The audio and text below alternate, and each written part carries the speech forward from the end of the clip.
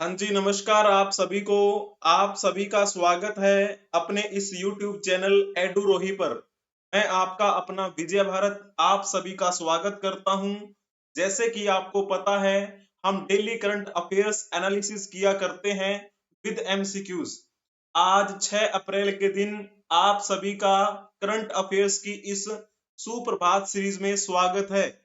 चलिए जी, पहली न्यूज की तरफ हम चलते हैं। आपको पता है, लोकसभा के इलेक्शंस नजदीक हैं। सभी पार्टियां अपने अपने भरसक प्रयास कर रही हैं कि किस प्रकार से सीटें जीती जाएं। उसी के अंतर्गत कांग्रेस पार्टी ने अपना घोषणा पत्र जारी किया है। यानी कि जब वो सत्ता में आ जाएंगे तो क्या करेंगे, यानी कि सभी पार्टियां घोषणा पत्र जारी करती हैं।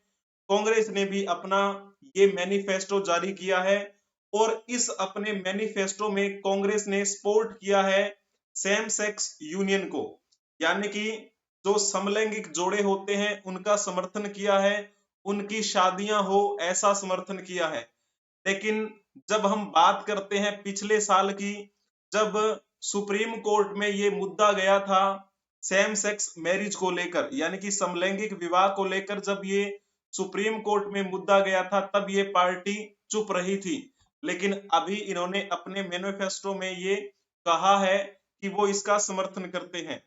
ठीक है, LGBTQIA कम्युनिटी। और ये मैनिफेस्टो इन्होंने कब जारी किया था? कल 5 अप्रैल को। जब हम इससे पिछले साल की बात करते हैं, पिछले साल अक्टूबर की बात है, 5 न्यायाधीशों की संविधान पीठ ने समलैंगिक विवाहों को कानूनी मान्यता देने की मांग करने वाली याचिकाओं को खारिज कर दिया था। तो याचिका लगाई गई थी सुप्रीम कोर्ट में कि समलैंगिक विवाह होने चाहिए, लेकिन 5 जजों की इस बैठक ने इस याचिका को खारिज कर दिया। और याचिका के खिलाफ जो सॉलिसिटर जनरल थे, नाम है उनका तुषार मेहता, उन्होंने याचिका के खिलाफ बहस करते हुए तर्क दिया था कि समलैंगिक विवाह के लिए कानूनी गारंटी की मांग करने वाले याचिकाकर्ता शहरी अभिजात वर्ग यानी अर्बन इलाइट के एक छोटे से वर्ग का प्रतिनिधित्व करते हैं, do not represent the majority of Indian population, और भारतीय आबादी का बहुसंख्यक स्तर पर प्रतिनिधित्व नहीं करते हैं, इसीलिए ये कर दिया गया था खारिज। तो जैसे हम बात करते हैं, यहाँ पर आप देख लीजिए, ये कल का कार्यक्रम है और पीछे लिखा हुआ है manifesto release Indian national Congress Friday 5 अप्रैल। तो यहाँ पर आप देख पा रहे होंगे सेंटर में जो है वो कौन है? मल्लिकार्जुन खड़गे। और उनके साथ में दिखाई दे रहे हैं राहुल गांधी। ठीक है जी। और इधर सोनिया गांधी। और यहाँ पर जो दिखाई दे रहे हैं वो है पी चिदम्बरम। ठीक है। और ये है सी वेणुगोपाल। तो इन सब ने ये अपना मैनिफेस्टो जो है वो कल जारी किया। अब आपसे कुछ क्वेश्चन पूछ लेते हैं। भारतीय राष्ट्रीय कांग्रेस की बात हो रही है तो चलो हम थोड़ा सा इतिहास में चलते हैं इस पार्टी के। तो जल्दी से बताने का प्रयास करेंगे कौन सा इसमें से ऑप्शन ठीक रहेगा। भारतीय राष्ट्रीय कांग्रेस की स्थापना कब हुई थी? की स्थापना कब हुई? जिन्होंने लिखा होगा ना बी ऑप्शन, उनका बिल्कुल ठीक रहेगा। भारतीय राष्ट्रीय कांग्रेस की स्थापना 28 दिसंबर 1885 को बम्बई के गोकुलदास तेजपाल संस्कृत कॉलेज में हुई थी। और किसके नेतृत्व में हुई थी? तो नाम आता है ए ओ हयूम का। ठीक है। जब इस पार्टी की स्थापना हुई तब कौन से ब्रिटिश अधिकारी यहाँ पर आए हुए थे? तो आप कहेंगे डफरिन का टाइम पीरियड चल रहा था। और डफरिन का टाइम पीरियड कब से कब तक रहा? 1884 से 1888 तक। तो उसी डफरिन के टाइम पीरियड के दौरान 28 दिसंबर 1885 को मुंबई में इसकी स्थापना हुई। जाहिर सी बात है, जहां स्थापना हुई होगी वहीं तो फिर इसका पहला अधिवेशन हुआ होगा। तो बम्बई में पहला अधिवेशन हुआ। उस बम्बई के पहले अधिवेशन में अध्यक्षता किसने की थी? व्योमेश चंद्र बनर्जी ने अध्यक्षता की इसमें। फिर दूसरा अधिवेशन जो था वो हुआ कोलकाता में, ठीक है, यहाँ पर कोलकाता। और इस कोलकाता के दूसरे अधिवेशन में अध्यक्षता किसने की थी? तो नाम आता है दादा भाई नौरोजी, जिनको हम grand old man of India के नाम से जानते हैं, जिन्होंने एक पुस्तक लिखी थी poverty and un British rule in India, जिसमें इन्होंने धन की निकासी के सिद्धांत के बारे में बताया है। फिर तीसरा जो अधिवेशन हुआ वो हुआ था मद्रास में, और इस मद्रास के अधिवेशन में अध्यक्षता किसने की थी? तो नाम आता है बदरुद्दीन तैयब। बदरुद्दीन तैयब पहले मुस्लिम व्यक्ति थे भारतीय राष्ट्रीय कांग्रेस की अध्यक्षता करने वाले। फिर जब बात करते हैं चतुर्थ यानी कि चौथी अधिवेशन कहाँ हुआ? तो इलाहाबाद में, और इस इलाहाबाद के अधिवेशन में अध्यक्षता करने वाले जॉर्ज यूल थे, पहले अंग्रेज अधिकारी। तो पहली जब बात करते हैं पहले अधिवेशन के बारे में, ये बंबई में हुआ, और दूसरा आपका कहाँ पे हुआ? कोलकाता में हुआ, और तीसरा ये कहाँ हुआ? मद्रास, और चौथा हुआ आपका इलाहाबाद। तो इस प्रकार आपको ये पॉइंट ध्यान में रखने हैं, ठीक है ना, सिंपल सी बात है। मैप के माध्यम से समझने का प्रयास करेंगे तो 1 2 3 और 4 ऐसे सिंपल। चलिए जी, बहुत बढ़िया। अब आप इसके बारे में बताएंगे निम्नलिखित में से किस वर्ष में भारतीय राष्ट्रीय कांग्रेस के कराची अधिवेशन में संकल्प इस बात पर केंद्रित था कि स्वतंत्र भारत का संविधान कैसा दिखना चाहिए? जिन्होंने ऑप्शन टिक किया होगा ऑप्शन ए उनका बिल्कुल ठीक रहेगा। 1931 में अधिवेशन कहाँ पे हुआ था? कराची में। तो इस 1931 के कराची अधिवेशन की अध्यक्षता किसने की थी? तो नाम आता है सरदार वल्लभ भाई पटेल का।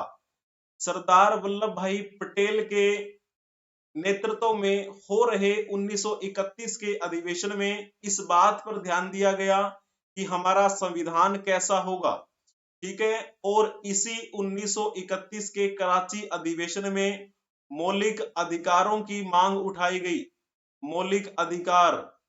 और इसी 1931 के कराची अधिवेशन में एक बात और हुई थी, आपको पता है ना, महात्मा गांधी ने 5 मार्च 1931 को इरविन के साथ समझौता किया था, जिसे हम कहते हैं गांधी इरविन समझौता।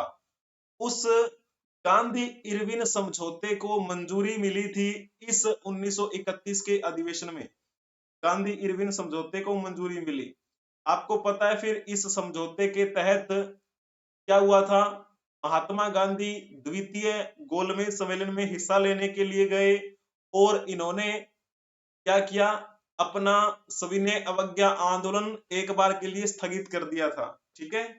तो इस समझौते को मंजूरी मिली, और कांग्रेस की तरफ से वहां ब्रिटेन में गांधी जी जाएंगे द्वितीय गोलमेज सम्मेलन में हिस्सा लेने के लिए। ये बात कहाँ निर्धारित की गई? इसी अधिवेशन में की गई थी, यानी कि महात्मा गांधी को कांग्रेस का प्रतिनिधि बनाकर वहां भेजा गया। अब आप एक क्वेश्चन और बता दीजिएगा साथ में ही, भारतीय राष्ट्रीय कांग्रेस के इतिहास के संदर्भ में सूची 1 को सूची 2 से सुमिलित करना है। यहाँ पर अध्यक्ष के नाम लिखे हैं, दूसरी सूची में अधिवेशन जो हुआ था वहां के नाम लिखे हुए हैं। तो जैसे महात्मा गांधी के बारे में तो जानते ही हैं आप। महात्मा गांधी ने भारतीय राष्ट्रीय कांग्रेस के अधिवेशन की केवल एक बार अध्यक्षता की थी 1924 में, और वो अधिवेशन कहाँ पे हुआ था? बेलगांव में। उसे हम बेलगांव अधिवेशन कहते हैं। और फिर जब बात करते हैं डॉक्टर राजेंद्र प्रसाद के बारे में, डॉक्टर राजेंद्र प्रसाद ने बंबई अधिवेशन में अध्यक्षता की थी, और ये बंबई का जो अधिवेशन था ये कहाँ हुआ? कब हुआ? 1934 में। सरोजनी नायडू की बात करते हैं तो सरोजनी नायडू जो है उन्होंने कानपुर अधिवेशन में अध्यक्षता की थी, जो कि 1925 में हुआ था। आपको पता है इस 1925 के कानपुर अधिवेशन में पहली बार कोई भारतीय महिला अध्यक्षता कर रही थी, पहली बार भारतीय महिला अध्यक्ष बनी। तो पहली भारतीय महिला अध्यक्ष कौन थी? सरोजनी नायडू। लेकिन कई बार ऐसा पूछ लिया जाए पहली महिला अध्यक्ष कौन थी, तो नाम आता है एनी बेसेंट का। एनी बेसेंट ने 1917 के कोलकाता अधिवेशन में अध्यक्षता की थी। ठीक है, तो वो पहली महिला अध्यक्ष थी एनी बेसेंट। ये पहली भारतीय महिला अध्यक्ष थी सरोजनी नायडू। और अबुल कलाम आजाद के बारे में अगर कहा जाए कि इन्होंने क्या किया था, रामगढ़ अधिवेशन में अध्यक्षता की थी। और ये रामगढ़ अधिवेशन कब हुआ, 1940 में हुआ। अब इसको सुमिलित करने का प्रयास करेंगे कि कौन सा आपका ठीक रहेगा, A3, B2, C1, D4। जिन्होंने सी ऑप्शन टिक किया होगा उनका बिल्कुल ठीक रहेगा। बहुत ही बढ़िया बताया है आप सभी ने। चलिए जी, अब नेक्स्ट क्वेश्चन की बात करते हैं। तो इसमें जैसे न्यूज है ये, आरबीआई ने एक यूपीआई को इनेबल किया है, यूपीआई को सक्षम बनाने की बात की है नगद जमा सुविधा के लिए, यानी कि आप कैश डिपॉजिट करवा सकते हैं। अब आपको यूपीआई के माध्यम से कैश डिपॉजिट फैसिलिटी मिलेगी, ऐसा आरबीआई ने ये सक्षम किया है इसको। ठीक है, और इसमें क्या है, to allow foreign investors in IFSC to invest in sovereign green bonds. तो सोवरेन ग्रीन बॉन्ड में विदेशी निवेश की अनुमति भी इसके तहत मिलेगी।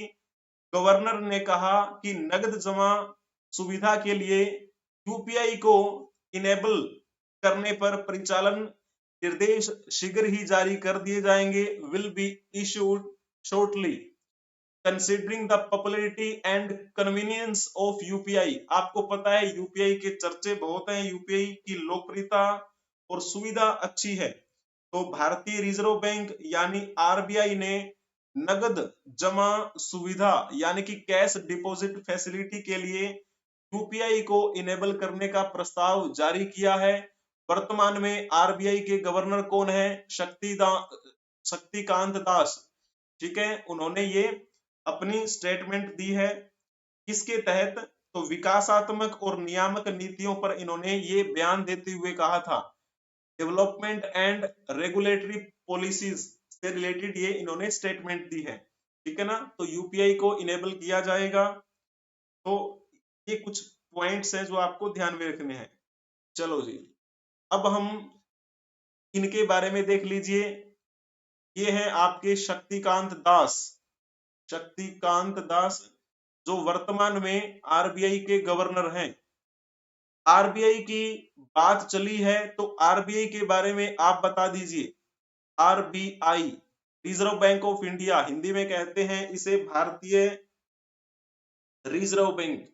तो भारतीय रिजर्व बैंक का गठन कौन सी समिति के आधार पे किया गया था, तो इसमें बताने का प्रयास करेंगे। आपको पता है भारतीय रिजर्व बैंक की स्थापना 1 अप्रैल 1935 को हुई थी।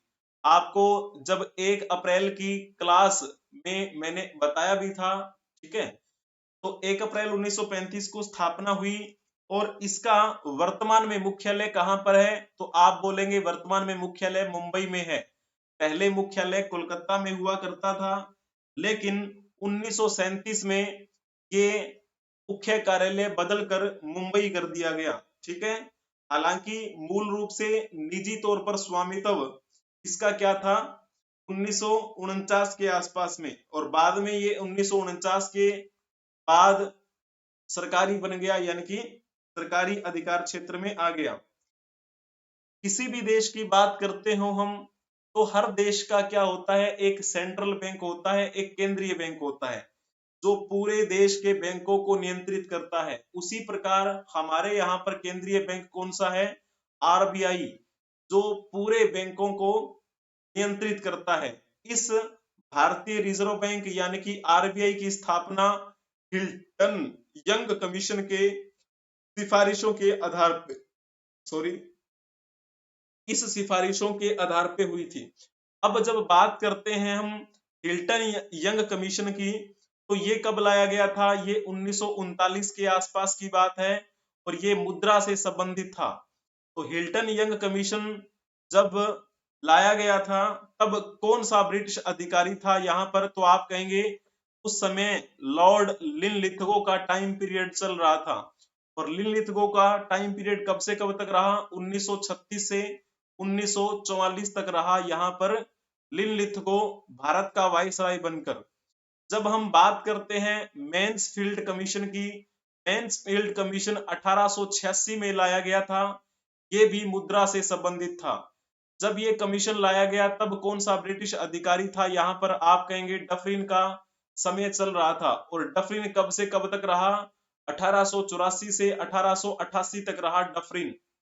जब हम बात करते हैं दूसरे इस पॉइंट के बारे में, इसमें क्या लिखा है? बेम्बीगटन स्मिथ कमीशन। तो ये लाया गया था 1919 में, और ये भी क्या है? मुद्रा से ही संबंधित था। 1919 में किसका टाइम पीरियड चल रहा था? चेम्सफोर्ड का, ठीक है ना, चेम्सफोर्ड, लॉर्ड चेम्सफोर्ड यहाँ का वाइसराय था। चेम्सफोर्ड का कार्यकाल 1916 से 1921 तक रहा। फिर जब साइमन कमीशन की बात करते हैं तो इसका गठन 1927 में हुआ। 1928 में ये भारत में आया। जब ये भारत में आया था तब कौन सा ब्रिटिश अधिकारी था? यहाँ पर इरविन। इरविन का वैसे टाइम पीरियड कब से कब तक रहा? 1926 से 1931 तक रहा। साइमन कमीशन के बारे में तो आपको पता ही है। इसका मुख्य उद्देश्य गठन करने का क्या था? तो जांच करना। जो 1919 का अधिनियम लाया गया था उसके तहत कुछ पहलुओं की जांच करना इसका उद्देश्य था।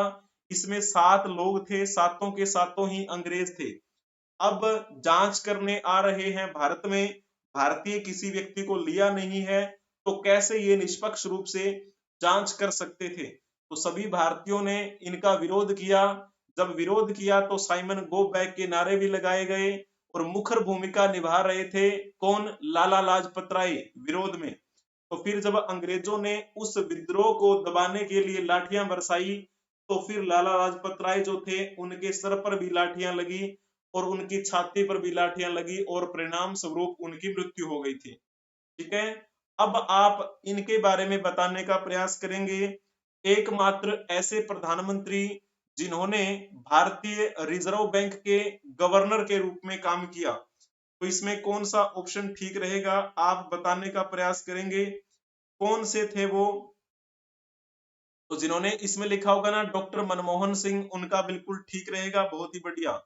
मनमोहन सिंह आपको पता है कांग्रेस की तरफ से हमारी भारत सरकार के प्रधानमंत्री रहे। इन्होंने गवर्नर के रूप में भी काम किया, आरबीआई के गवर्नर के रूप में। 1982 से लेकर 1985 तक ये आरबीआई के गवर्नर थे।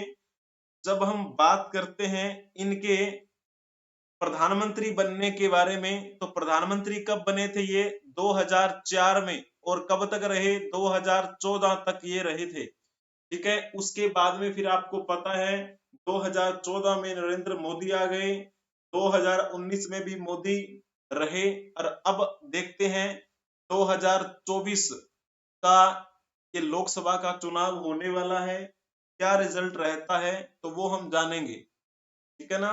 जवाहरलाल नेहरू की बात की जाए तो ये हमारे भारत के पहले राष्ट्रपति थे। जब इनकी मृत्यु हो गई तो फिर आपको पता है 1964 में लाल बहादुर शास्त्री हमारे प्रधानमंत्री बने, और 1966 में इनकी भी क्या है? मृत्यु हो गई थी।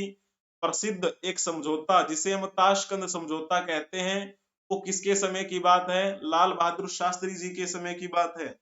जय जवान जय किसान का नारा दिया था इन्होंने। ठीक है, अब चलिए जी नेक्स्ट न्यूज की तरफ।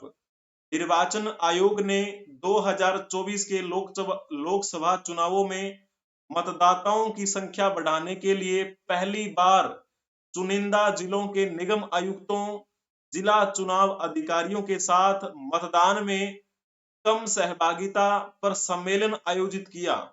आपको पता है निर्वाचन आयोग इन प्रयासों में लगा हुआ है कि किस प्रकार से मतदाताओं की संख्या बढ़ाई जाए, यानी कि जो भी हमारे युवा हैं वो किस प्रकार से अपना वोट देने का अधिकार समझें। ठीक है ना।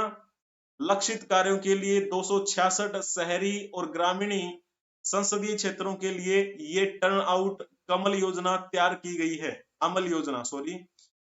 और सीईसी यानी कि वर्तमान में जो हमारे चीफ इलेक्शन कमिश्नर हैं राजीव कुमार जी। ठीक है, इन्होंने निगम आयुक्तों और जिला चुनाव अधिकारियों को एक ऐसा आंदोलन सृजित करने का आदेश दिया है जहां मतदाता चुनाव में भाग लेने के लिए स्वयं प्रेरित हो। यानी कि हमें ऐसा सिखाना है, एक प्रेरणा देनी है। ठीक है, किसी से धक्का नहीं, प्रेरणा दो कि आपकी ये अधिकार है, इसका प्रयोग करना चाहिए आपको। ठीक है ना। तो 2024 के आम चुनावों में मतदान से पहले भारत का निर्वाचन आयोग तो इस प्रकार के कुछ प्रयास कर रहा है और निर्वाचन सदन नई दिल्ली में ये कार्यक्रम आयोजित किया गया था।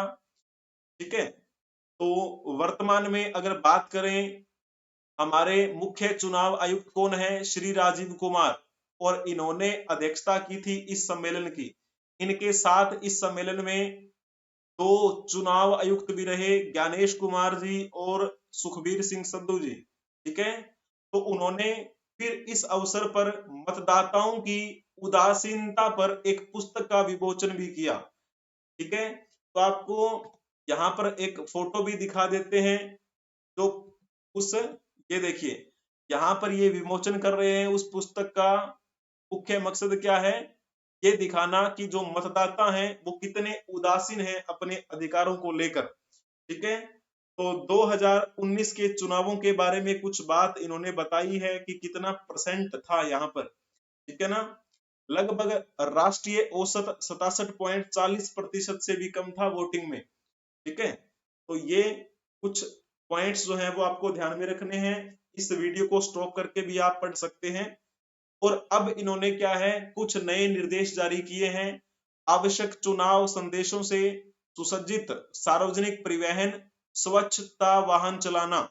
ठीक है, मतदाता जागरूकता संदेशों को शामिल करना, रेजिडेंट वेलफेयर एसोसिएशन और मतदाता जागरूकता मंचों के साथ सहयोग करना, पार्क, बाजार और मॉल जैसे लोकप्रिय सार्वजनिक स्थानों पर जानकारी से भरे सत्रों की मेजबानी करना।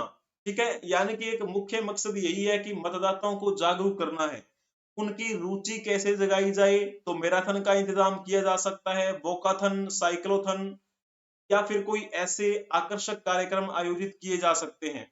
ठीक है, मतदाता शिक्षा सामग्री का प्रसार करने के लिए होर्डिंग लगाए जा सकते हैं। Digital space, kiosk, common service centre, अनेकों प्लेटफॉर्म जो हैं उनका प्रयोग किया जा सकता है। व्यापक मतदाता पहुंच और जुड़ाव के लिए सोशल मीडिया प्लेटफॉर्म की शक्ति का भी हमें लाभ उठाना चाहिए। ये निर्देश दिए गए हैं उस सम्मेलन में। ठीक है ना। चलो जी, अब चुनाव आयोग की बात कर रहे हैं हम।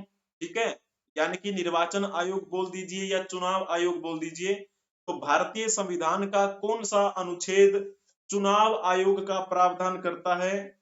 इसमें कौन सा ऑप्शन आपको टिक करना है? जल्दी से बता देंगे। जिन्होंने लिखा होगा ना ऑप्शन थर्ड, उनका बिल्कुल ठीक रहेगा। अनुच्छेद 324 के तहत संविधान निर्वाचन आयोग का प्रावधान करता है। जब हम बात कर रहे होते हैं इस अनुच्छेद 315 की, तो इसमें क्या कहा गया है? इस अनुच्छेद 315 के तहत यूपीएससी यानी कि संघ लोक सेवा आयोग और स्टेट पीसीएस यानी राज्य लोक सेवा आयोगों का प्रावधान किया गया है। ठीक है, किसके तहत? 315 के तहत।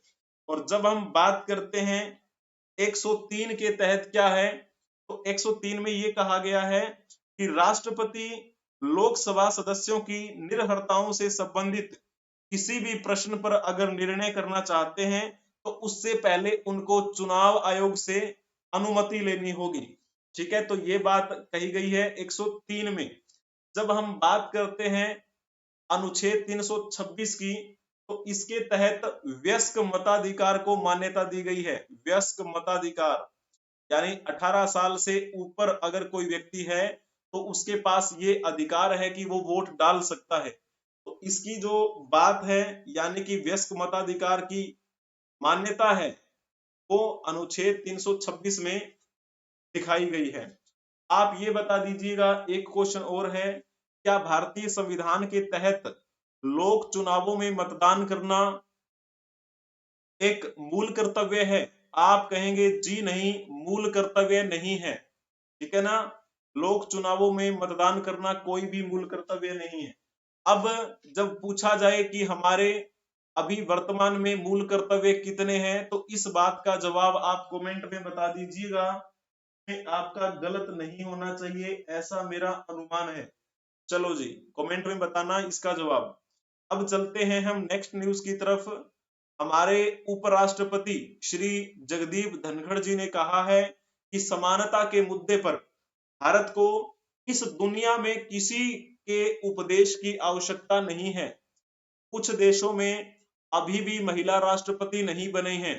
इन्होंने कहा कि हमारे यहाँ तो बहुत पहले से ही महिला प्रधानमंत्री बन गई थी, ठीक है।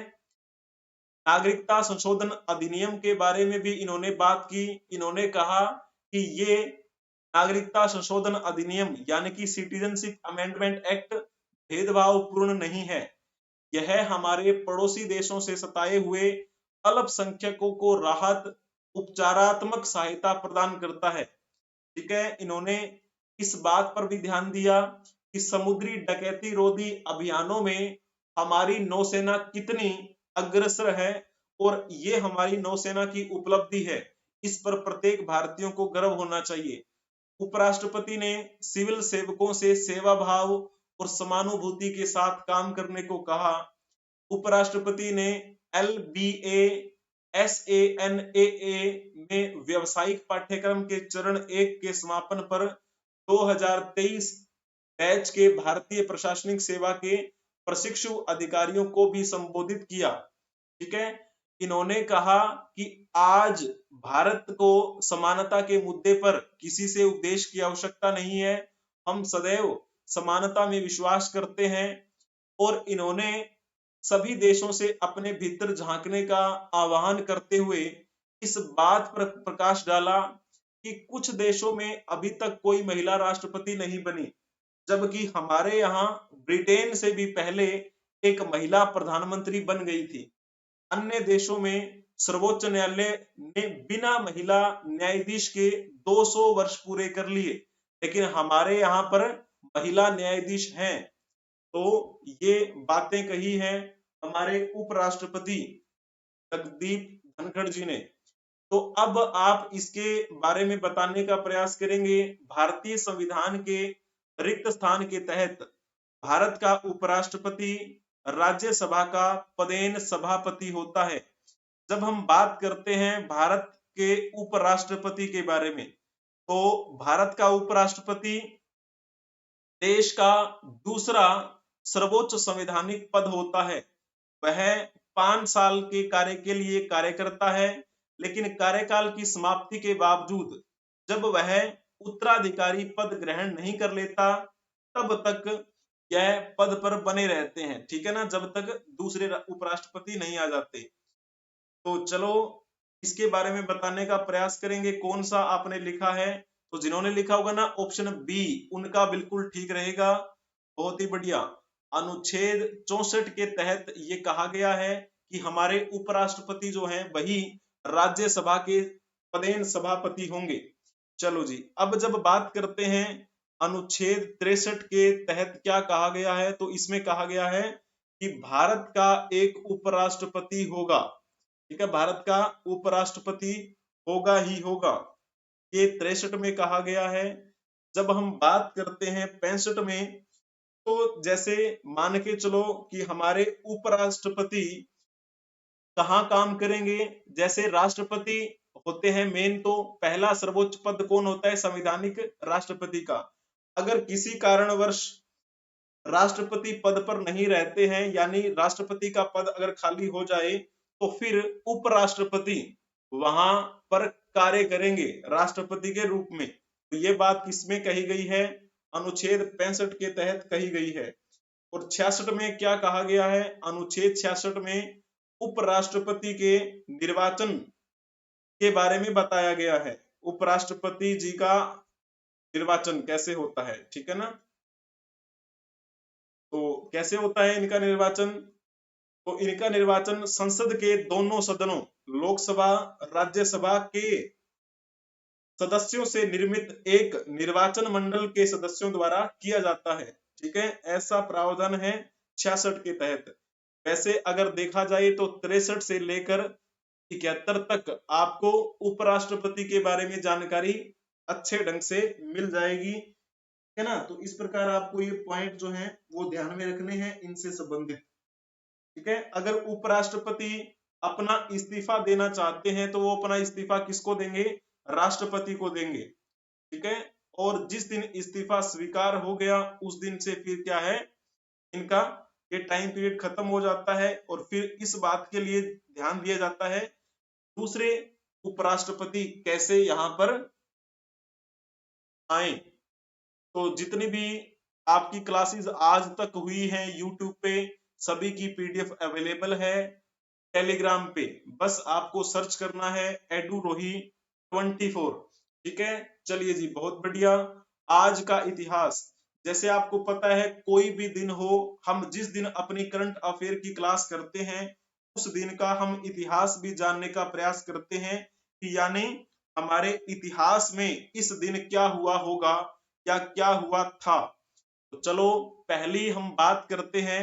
यहाँ पर फोटो से आपको थोड़ा थोड़ा अनुमान हो गया होगा, ये महात्मा गांधी हैं और महात्मा गांधी के साथ उनके अनुयायी दिखाई दे रहे हैं। तो ये वही दिन है, यानी आज तारीख क्या है, 6 अप्रैल है। 6 अप्रैल 1930 को महात्मा गांधी ने दांडी पहुंचकर नमक बनाया था। याद आया कुछ? आप कहेंगे जी हाँ आ गया। तो जैसे आपको पता है महात्मा गांधी के बारे में बात करते हैं। महात्मा गांधी ने गुजरात में यात्रा शुरू की थी। गुजरात में इन्होंने अपनी यात्रा कहां से शुरू की? साबरमती आश्रम से। साबरमती आश्रम से कब चले ये? 12 मार्च 1930 को चले थे ये। और इनको कहां पहुंचना था? इनको दांडी पहुंचना था। और दांडी ये कब पहुंचे? आज ही के दिन, यानी कि 6 अप्रैल 1930 को ये वहां पहुंचे और उस दिन इन्होंने नमक बनाया और अंग्रेजों के द्वारा जो नमक कर अधिनियम लगाया गया था उसे इन्होंने तोड़ दिया। ठीक है, तो ये है महात्मा गांधी की दांडी यात्रा से संबंधित एक ऐतिहासिक दिन। ठीक है, और आपको पता है ना, एक क्वेश्चन आपसे पूछ लेते हैं, चलो बताओ पहले। दांडी मार्च, जिसे नमक यात्रा या दांडी सत्याग्रह भी कहा जाता है, निम्नलिखित में से किस आंदोलन के शुरू होने का कारण बना? तो जिन्होंने इसमें ऑप्शन टिक किया होगा ना, ऑप्शन डी उनका बिल्कुल ठीक रहेगा। मैंने अभी आपको क्या बताया? 12 मार्च 1930 को वो चले थे साबरमती आश्रम से। 6 अप्रैल 1930 को वो पहुंच गए दांडी। ठीक है, इनकी फाइनल डेस्टिनेशन दांडी थी, इसी वजह से इनकी यात्रा को दांडी मार्च कहा जाता है। और जिस दिन इन्होंने नमक बनाया उसी दिन से सविनय अवज्ञा आंदोलन की नींव रखी गई। सविनय अवज्ञा यानी कि इसका संधि विच्छेद करें, स प्लस में विनय, स यानी सहित, विनय यानी विनम्रता। विनम्रता के साथ हम अंग्रेजों की आज्ञा की अवज्ञा करेंगे, यानी कि उनकी बातों को हम नहीं मानेंगे, उनकी नीतियों की अवज्ञा हम करेंगे। तो फिर ये आंदोलन शुरू हो गया।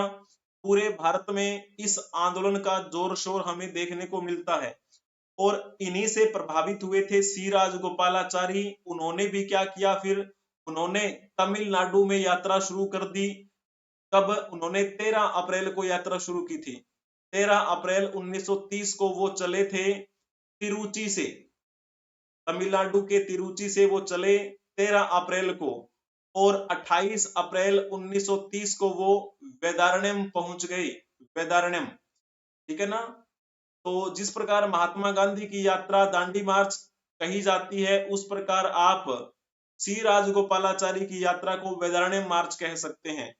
अब क्या है, पूरे भारत में इस आंदोलन का डंका बजने लगा। अंग्रेजों को चिंता हो गई कि अगर ऐसा हो गया तो फिर तो हमें यहाँ से भागना पड़ेगा। इसी वजह से फिर महात्मा गांधी और उनके अनुयायियों को फिर जेल में डाल दिया गया और इसके बाद मई में इनको जेल में डाला गया था। फिर पूरे के पूरे साल वो जेल में रहे। अगले साल जनवरी 1931 में इनको जेल से रिहा कर दिया गया। ठीक है, महात्मा गांधी को। चलो जी, एक और बड़ी इंपॉर्टेंट जो आज के इतिहास की कहानी है वो ये है, जैसे आप इनकी फोटो देखकर पहचान गए होंगे, ये कौन है? ये है हमारे जननायक, यानी कि जन यानी जनता, जनता के नायक, जननायक चौधरी देवीलाल, ठीक है ना, चौधरी देवीलाल। तो इनका निधन हुआ था आज के दिन, ठीक है, 6 अप्रैल 2001 को इनका निधन हो गया था। और ये हमारे भारत के पूर्व उप प्रधानमंत्री भी रहे, पूर्व उप प्रधानमंत्री रहे, और ये भारतीय राजनीति के पुरोधा माने जाते हैं और किसानों के मसीहा के रूप में इन्हें जाना जाता है, किसानों के मसीहा। जब आप हरियाणा में जाएंगे तो इनके नाम से आपको बहुत सारे संस्थान देखने को मिलेंगे। और ये हमारे स्वतंत्रता सेनानी भी रहे, स्वतंत्रता सेनानी, ठीक है। और हरियाणा के जन्मदाता के नाम से इनको जाना जाता है, ठीक है ना, चौधरी देवीलाल। और ये वही हैं जिन्होंने INLD, Indian national Lok Dal party की स्थापना की थी, ठीक है, चौधरी देवीलाल। और आपको पता है ना कि हरियाणा में एक पार्टी है जजपा पार्टी, ठीक है, तो वो भी इन्हीं के परिवार के ही एक सदस्य ने बनाई है। तो थोड़ा सा अगर हम इनके बारे में और जानने का प्रयास करेंगे तो चलो थोड़ा सा यहाँ पर लिख देते हैं। इनका जन्म कब हुआ था? इनका जन्म 25 सितंबर 1914 को हुआ था, 25 सितंबर 1914 को हरियाणा में इनका जन्म हुआ। और जिस डिस्ट्रिक्ट से मैं आता हूं यानी कि सिरसा डिस्ट्रिक्ट, सिरसा जिले में एक गांव पड़ता है तेजाखेड़ा गांव, तो तेजाखेड़ा गांव में इनका जन्म हुआ था, ठीक है, चौधरी देवीलाल जी का। और ये लोगों के बीच में ताऊ के नाम से प्रसिद्ध, यानी कि ताऊ देवीलाल कहा जाता है इनको, ठीक है जी। तो थोड़ा सा और अगर हम इनके बारे में जानने का प्रयास करें तो ये हरियाणा के 2 बार मुख्यमंत्री रहे, 1977 से 1979 तक। ये इनका मुख्यमंत्री के रूप में, हरियाणा के मुख्यमंत्री के रूप में पहला कार्यकाल रहा। और फिर 1987 से लेकर 1989 तक इनका हरियाणा के मुख्यमंत्री के रूप में दूसरा कार्यकाल रहा, ठीक है ना। तो इस प्रकार आपको ये पॉइंट ध्यान में रखना है। और इन्होंने क्या किया था, 1989 से लेकर 1991 तक विश्वनाथ प्रताप सिंह और चंद्रशेखर की सरकारों में भारत के छठे उप प्रधानमंत्री के रूप में काम किया। छठे उप प्रधानमंत्री रहे हमारे ये, ठीक है, जिनको हम ताऊ जी के नाम से जानते हैं। अब इनके बारे में एक क्वेश्चन बता दीजिएगा। जननायक चौधरी देवीलाल पुरस्कार हरियाणा सरकार द्वारा रिक्त स्थान दिया जाता है, यानी किसके लिए दिया जाता है ये पुरस्कार? तो जैसे जिन्होंने ऑप्शन टिक किया होगा बी ऑप्शन, उनका बिल्कुल ठीक रहेगा। कृषि के क्षेत्र में उत्कृष्ट कार्य करने के लिए हरियाणा सरकार द्वारा जननायक चौधरी देवीलाल पुरस्कार दिया जाता है। तो उनके नाम से ही इस पुरस्कार की शुरुआत हुई। मैंने शुरू में ही आपको बताया था इनको क्या बोला जाता है, किसानों का मसीहा, जननायक, जनता के नायक, किसानों का मसीहा भी इनको कहा जाता है। ताऊ के नाम से ये प्रसिद्ध रहे, ठीक है ना। तो आज के दिन 6 अप्रैल 2001 को इनकी मृत्यु हुई थी। तो इनको विनम्र श्रद्धांजलि अर्पित करते हैं हम, श्रद्धांजलि, ठीक है। चलिए जी, और बहुत सारी बातें हो सकती है लेकिन ज्यादा आपके लिए इतनी इंपॉर्टेंट है नहीं, फिर भी चलो कोई बात नहीं, हम लिख देते हैं। आज के दिन 6 अप्रैल क्या हुआ था? आज के दिन 1606, 6 अप्रैल 1606 को राजकुमार एक थे ना, आप जब हम बात करते हैं जहांगीर की, मुगलों के शासक जहांगीर के बारे में बात करते हैं, तो इसका एक बेटा था खुसरो। तो खुसरो ने अपने पिता के खिलाफ विद्रोह कर दिया था, ठीक है, यानी कि जहांगीर के खिलाफ उसके बेटे ने विद्रोह किया। आज के दिन की ही बात है वो, ठीक है। और जब बात करते हैं 6 अप्रैल 1942 का ही दिन था वो, जब जापानी लड़ाकू विमानों ने पहली बार भारतीय क्षेत्रों पर बमबारी की थी। ठीक है। और 6 अप्रैल 1966 का वो दिन था जब हमारे भारत के एक तैराक जिनका नाम है मिहिर सेन, मिहिर सेन ने पाक जलडमरू मध्य को तैरकर पार किया था। मिहिर सेन जिन्होंने पाक जलडमरू मध्य को तैरकर पार किया। क्या ये स्टैटिक मध्य ये हुआ आपका। चलो जी, तो इस प्रकार आपको ये बिंदु जो है वो ध्यान में रखने हैं। ज्यादा और बातें करने की वैसे आवश्यकता है नहीं। चलो एक पॉइंट और बता देते हैं। 6 अप्रैल 2010 भारत के वित्त मंत्री प्रणब मुखर्जी हुआ करते थे उस समय। तो उन्होंने भारत दौरे पर आए हुए अमेरिकी वित्त मंत्री टिमोथी गैथनर के साथ आर्थिक साझेदारी के समझौते पर साइन किए थे। तो वैसे तो प्रणब मुखर्जी आपको पता है हमारे राष्ट्रपति भी रहे, लेकिन 2010 में वो वित्त मंत्री थे। ठीक है ना। चलो जी, बहुत बढ़िया।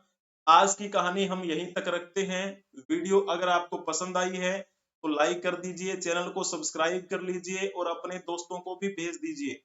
ये अपना ऑफिशियल चैनल है एडुरोही ऑफिशियल। एक चैनल शॉर्ट्स के लिए बनाया गया है जिसमें आपको शॉर्ट्स प्रोवाइड करवाई जाएंगी। ठीक है। आप हमें फॉलो कर सकते हैं इंस्टाग्राम पे, ट्विटर, एक्स पे, टेलीग्राम पे। टेलीग्राम पर तो आपको पीडीएफ मिल जाती है। आप किसी भी जानकारी के लिए संपर्क कर सकते हैं व्हाट्सएप पर। नंबर दिया गया है 8307730527। पीडीएफ आपको टेलीग्राम पे मिल जाएगी, चिंता करने की कोई आवश्यकता नहीं है। धन्यवाद आप सभी का बने रहने के लिए। लाइक कर दीजिए, चैनल को सब्सक्राइब कर लीजिए और दोस्तों को भी भेज दीजिए। हम मिलेंगे फिर कभी, तब तक के लिए जय हिंद, जय भारत, वंदे मातरम।